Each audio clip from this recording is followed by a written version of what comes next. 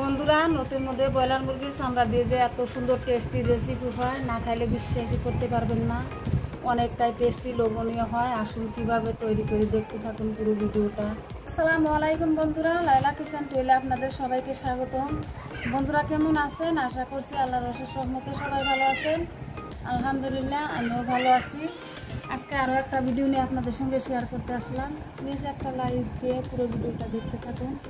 এখানে নতি নিয়েছি, লতি কচুর নতি নিয়েছি, পরিষ্কার করে ভালো করে ধুয়ে নিয়েছি। এই নতি দিয়ে আমি এই যে ব্রয়লার মুরগির চামড়া দিয়ে রান্না করব। চামড়াটা আগে থেকে রান্না করে নিয়েছি, রান্না করা ছিল। ওই চামড়াটা দিয়ে আমি নতি দিয়ে রান্না করব। অনেকটা টেস্টি হয় এই নতি ব্রয়লার মুরগির চামড়া দিয়ে রান্না করলে। আসুন চুলার পারে যাই, কীভাবে রান্না করি দেখতে থাকুন। বন্ধুরা, এখানে একটা কড়াই বসিয়ে দিয়েছি। আমি কড়াইটা পরিমাণ মতো তেল দিয়ে দিলাম, সরিষার তেল। এখানে পেঁয়াজ কুচি করে নিয়েছি, পেঁয়াজটা দিয়ে দিলাম। রসুন নিয়েছি, রসুনটা আর পেঁয়াজটা দিয়ে একটু হালকা করে ভেজে নিব। এখানে আমার রসুনটা আর পেঁয়াজটা ভাজা হয়েছে হালকা। এখন আমি মরিচ কুচি করে নিয়েছি, কাঁচা মরিচ কাটা, এটা দিয়ে দিলাম। মরিচটা ভাজা হয়ে গেছে। এখন আমি কয়েকটা গোটা জিরা দিয়ে দিলাম। এখানে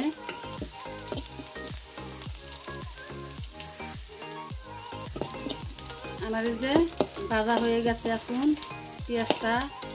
এখানে মরিচ, হলুদ গুঁড়ো, লবণ দিয়ে দিলাম। যেহেতু আমি হলুদ মশলা কিছু দিব না, মরিচটা কষানো হয়ে গেছে, আমি মশলা কিছু দিব না।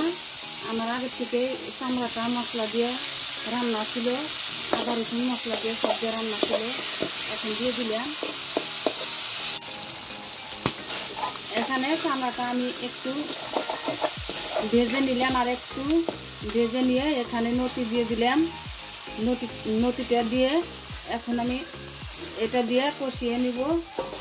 2 মিনিটের মতন আমি কষিয়ে নিব ঢাকা দিয়ে রেখে। তারপরে আসতেছি ফিরে।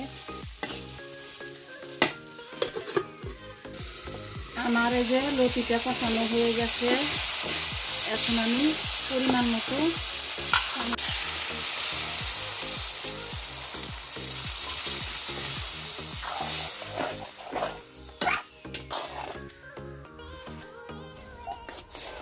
এই যে এতটুকু পানি দিয়ে লাহে লাহে জাল করে নিব কয়েক মিনিট, তাই হয়ে যাবে।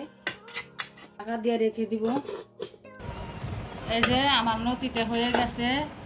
এখন সার্ভ করে তারপরে আপনাদের দেখাইতেছি আমি।